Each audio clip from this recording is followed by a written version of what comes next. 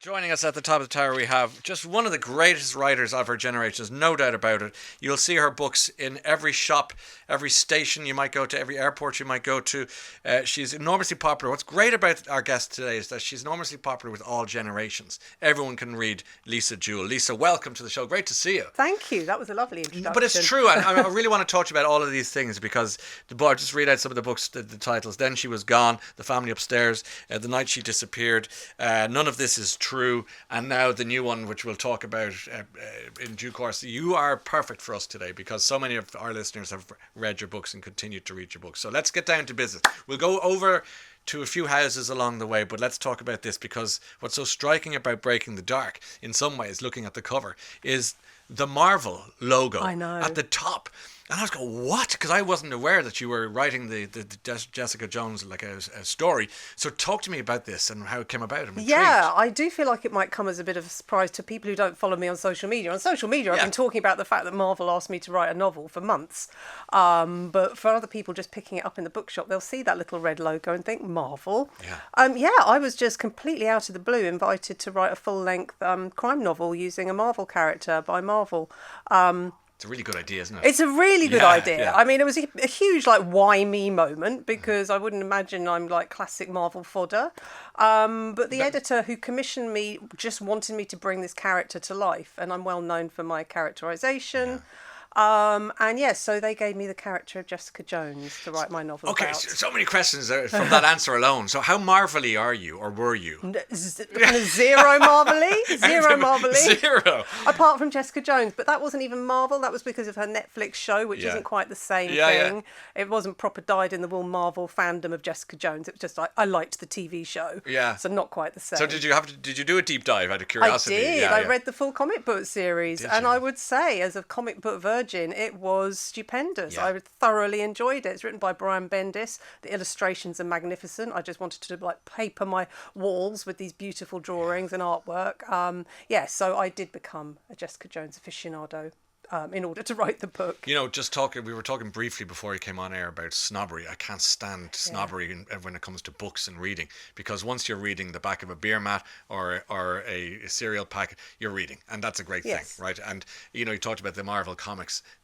Comics are great, and graphic novels are just remarkable. So this is a lovely fusion of the two, isn't it? It's you as a great, multi-million selling author, and then these wonderful illustrated comics. You can call it comics. Sounds like it's pejorative. It's not at all. I think graphic novel is probably a better way of putting it. They're just beautiful. They're beautifully crafted. And here's the two. So this is a great idea. How did you enjoy the whole process? Well, I one of the reasons why I said yes to this idea, which was so sort of unexpected, was because I thought it'd be really good fun. And actually, it started off being really good fun. And in fact, all the chapters I write from Jessica Jones's point of view, I loved writing.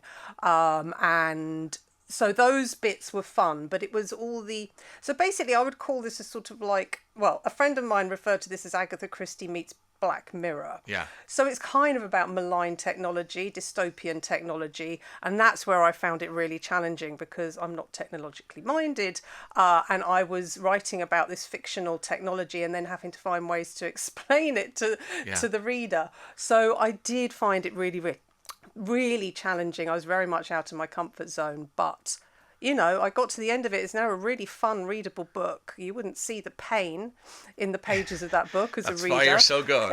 That's why you have to make it so look so easy. It was a book of two halves. I adored writing about Jessica Jones and being in her head. And I would say, even though she's not my original character, she's one of my favourite characters that I've ever written about, out of all my characters. You borrowed her.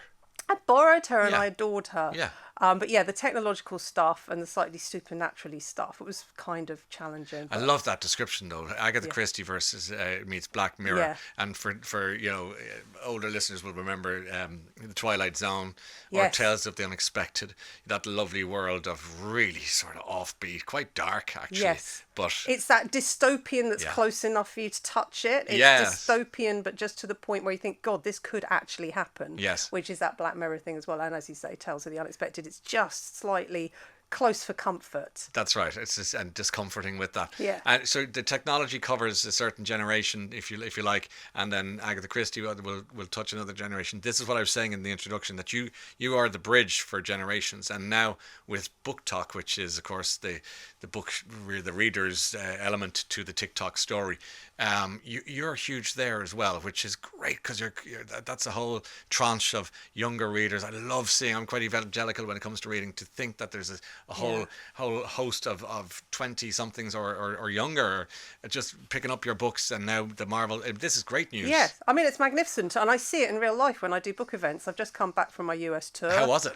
Oh, it was amazing. I was only there for 4 nights, but enough to meet, sort of 500, 600, 700 readers along the way. Yeah. And just as you say, it's just so wonderful to see that it's not just a room full of women who've been reading me since 1999. It's who you love, who I adore. Yeah. But I need fresh blood, and yeah. it's just amazing to see all the younger. What are they saying? Those the younger heads, the readers. What are they saying about your books that attracts them so much? A lot of them say it helps them through anxious times, difficult times. Love that. A lot of them say they struggle with reading, and they find my books really, really easy to focus on, because it's really hard to focus on a book these days.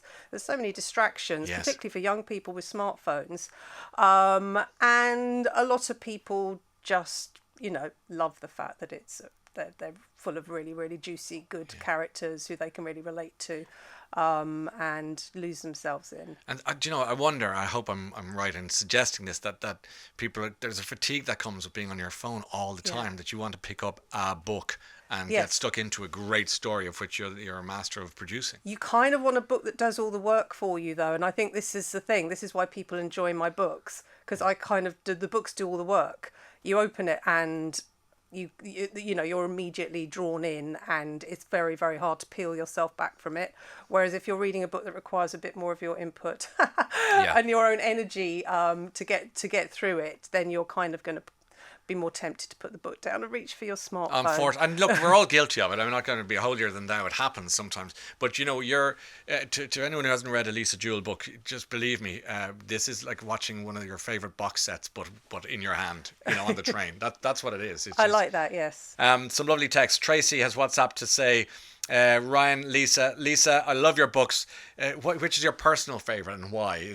Does that catch you on the hop, or would you like to? No, it doesn't catch me on the hop, and it's. I love answering this question. Great. It's one of my middle books, sort of. So not the early ones, and not the modern ones. It's called The House We Grew Up In. Yeah. It came out about 13 years ago, and it's about a family blighted by the mother's compulsive hoarding disorder, and it's. I just really loved writing it, and I think it's a very successful attempt to explain a very interesting disorder. You bring a sort of an emotional fraughtness to your books that comes from life experience. You've talked about a horrible relationship we're not going to get into now.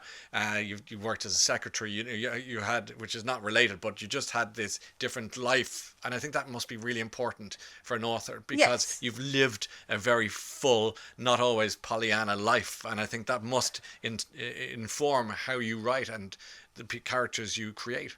Yeah, it hasn't been rarefied. It probably is quite rarefied now, to be honest, at this point in my career. But I think it's been really, really important for me to have a very, very grounded and sometimes, as you say, quite difficult and challenging background, and to have done lots of really, really normal things. Brings authenticity to the books, absolutely. And relatability, which is so important. Yes, and I still, that's like kind of up my priority list right at the top.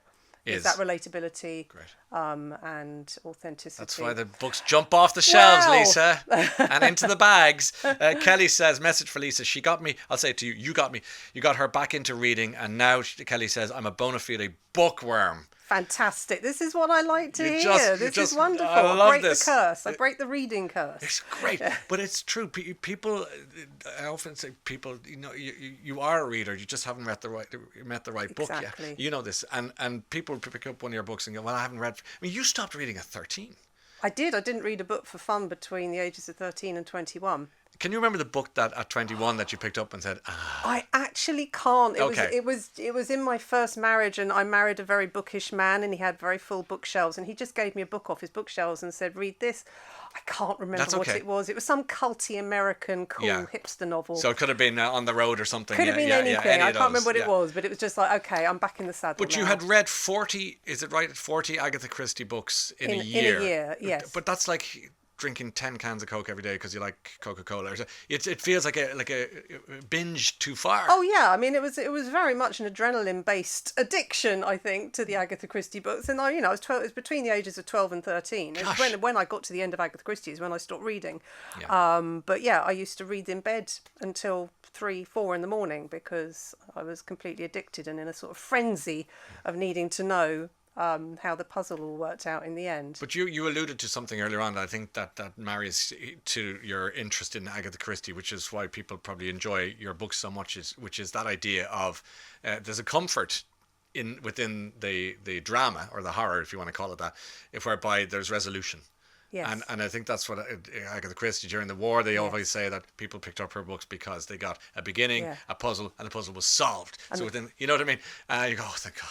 Even though, and you were dragged along in this roller coaster of pain and fear and nervousness and so on. Yes, exactly. And I do think there's a lot to be said for reading in this genre, these very sort of dark thrillers that I write, because a lot of them are like very, very closely aligned to people's normal lives, and that sort of invisible line that we all walk next to every day, where we could just make one wrong decision, let one wrong person into our life, and our lives could be completely upended and become, as you say, horrific. And the wheels come off. Yes, the wheels come off completely, and we're all very close to that. We don't know if we're just about to have that moment. So to allow yourself that sort of fictionalized version of your worst nightmares, and then, as you say, to have the resolution at the end. Yes. Yeah. It's comforting. It is comforting. Lisa Jewell, Breaking the Dark is a new book. It's part of the Marvel series. There's 3, I believe, in this novelisation of That's their right. characters. There's 2 more coming after this one by 2 different authors. Okay, but this is yours, Jessica Jones. And I believe also we should mention that there's going to be a bit of None of This Is True Netflix action. We're looking at that. Well, let us hope. Okay, it's one of those. Netflix have bought the rights. Okay. I've become quite cynical when it comes to things getting made, but I because so many of my books have been optioned, but I've got high hopes for this one. You are not the first author I've met who is utterly cynical about their books being made into films. People go, there's a lot of problems going, you'll never guess, I think it's, and then they go, just doesn't happen. It will. Away. But None of This Is True is a book about Netflix documentary, and Netflix have bought it, so that's got to happen. It sounds meta, Surely. but it'll happen. Yeah. And equally, obviously, the Marvel will do something with Breaking the Dark, I'm sure, along the road. But anyway, come and see us again sometime. I loved seeing you today, and thanks for being with us. Thank you for having me. Lisa Jewell joining us live this morning. Virgin Radio.